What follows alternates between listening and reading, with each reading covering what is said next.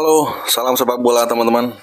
Balik lagi dengan gue Widi Sasongko di Fans Channel Bola Manchester United dan juga Timnas Indonesia segala level ya.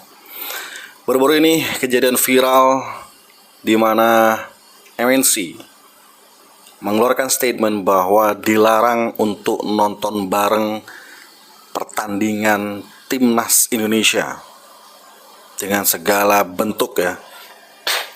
Dan disampaikan juga nonton bareng itu harus pakai izin. Oke. Kemudian seperti biasa, Indonesia terkenal dengan netizennya yang sangat vokal dan sangat masif, karena sepertinya netizen Indonesia benar-benar bisa disatukan oleh satu hal, yaitu sepak bola dan juga ya lu tahu sendiri tayangan pemersatu bangsa. Tapi kita nggak bahas tayangan pemersatu bangsa ya. Kita bahas terkait MNC selaku perusahaan yang memegang official broadcaster terkait penyiaran Piala Asia U23 di tahun 2024, di mana Timnas Indonesia U23 berhasil masuk ke semifinal.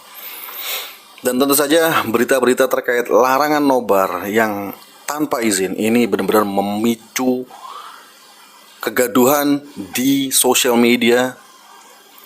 Karena ya seperti kita ketahui, banyak banget nobar-nobar dilaksanakan di segala titik di Indonesia. Dan bahkan gue lihat videonya di Twitter, di Instagram, detik-detik di mana Pratama Arhan menembakkan peluru amunisi tendangan penalti yang sangat akurat, dan reaksi dari penonton itu benar-benar bikin gue merinding ya.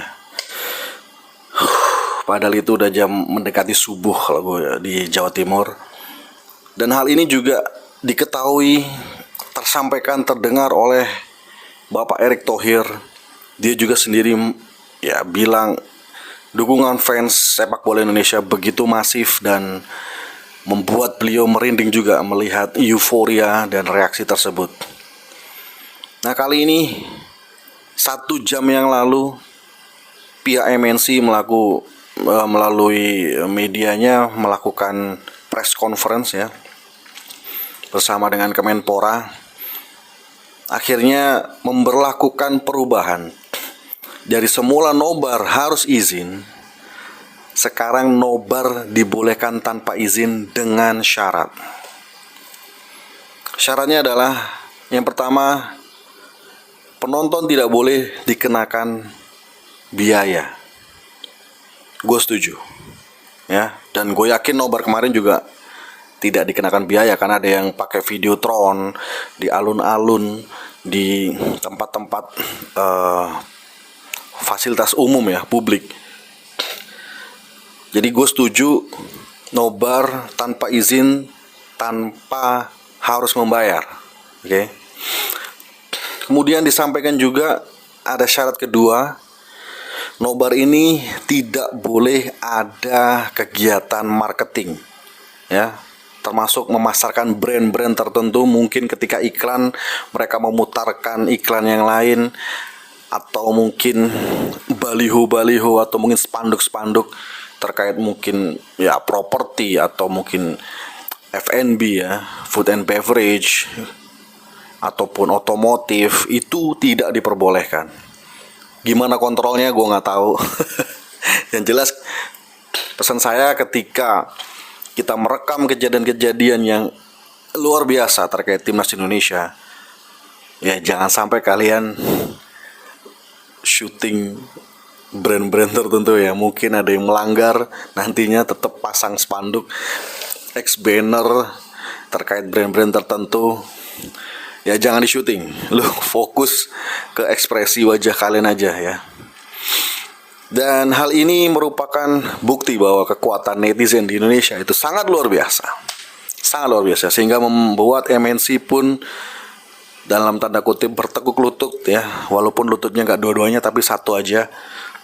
Tapi ini sudah cukup memberikan kelegaan bagi fans sepak bola di tanah air Indonesia untuk bisa mendukung timnas Indonesia jelang melawan pertandingan melawan Uzbekistan ya di semifinal. Kemudian yang kedua trending topik adalah terkait Rafael Struijk ya. Striker El Klemer ini diberitakan terkena akumulasi kartu kuning. Akhirnya dia tidak bisa bertanding melawan Uzbekistan. Dan alternatif penggantinya ada 5. Yang pertama adalah tentu saja Ramadan Sananta. Ramadan Sananta dengan tinggi badan, postur, dia bisa header. Mungkin hal yang tidak bisa dilakukan oleh Rafael Struijk yaitu heading. Sehingga ini akan memberikan warna kepada serangan Indonesia untuk melakukan bola-bola crossing ataupun lemparan jauh. Ada target selain Rafael Struijk, karena kita ketahui Rafael Struijk jarang banget heading. Dia lebih ke kontrol dada, dribbling, kemudian placing ya, shootingnya. Kemudian yang kedua ada Marcelino Ferdinand, yang ketiga Witan Sulaiman, yang keempat Hoki Caraka, dan yang terakhir Stroyer ya, Kelly Stroyer ya.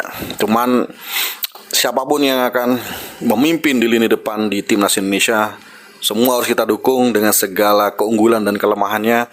Dan gua harap hal-hal minor ini tidak mengurangi dukungan kita terhadap timnas kita tercinta, dan kita harus tetap optimis bahwa kita bisa mempersembahkan hal yang positif ya. Timnas Indonesia tidak boleh berkecil hati tanpa Rafael Struijk. Memang itu akan sangat berat karena Rafael Struijk bisa bergerak dari tengah, kiri, kemudian kembali ke tengah. Hal-hal yang sangat spesial dan ciri khas dari pemain Eropa. Melawan Uzbekistan, Sintayong sendiri mengakui ini akan menjadi laga yang sangat berat karena permainan mereka mirip dengan pemain-pemain level Eropa yang mengandalkan kecepatan dan juga physicality. Jadi mereka bisa ngepres dan menumpuk sekitar 5 hingga 6 pemain di lini tengah untuk memutus serangan dari bawah setiap lawan-lawan yang mereka hadapi, dan terbukti Arab Saudi tidak berkutik. Oke, jadi itu update yang ingin saya berikan terkait jelang semifinal Timnas Indonesia U23 melawan Uzbekistan U23. Semoga Indonesia bisa lolos ke final. Itu adalah harapan kita. Apabila tidak lolos juga nggak apa-apa, kita bisa masih merebut peringkat ketiga. Karena tujuan utama kita adalah bermain di Paris Olimpiade. Gimana kita sudah 50 atau mungkin 60 tahun nggak pernah ikut.